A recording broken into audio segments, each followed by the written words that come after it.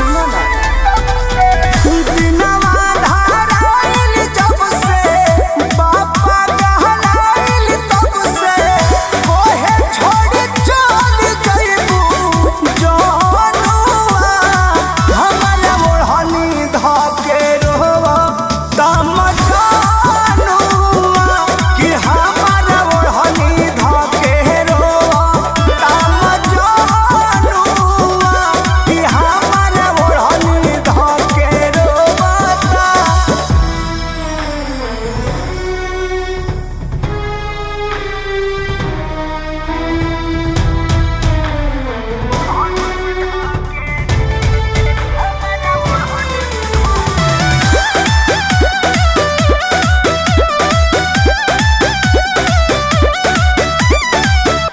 मड़वा के बास धके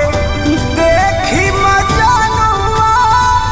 भसुर जब दहाना चढ़ाई सखिया देखियो कर फिगर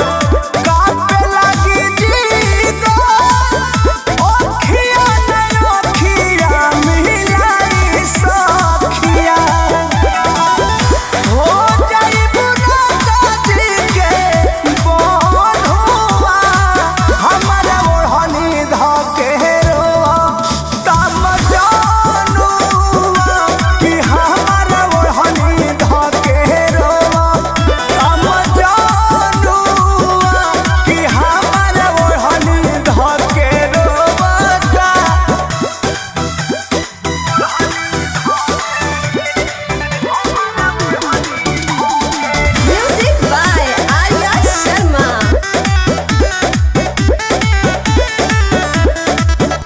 कृष्णा बेदर्दी के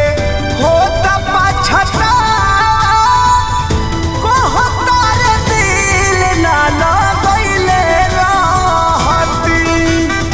जादू भजा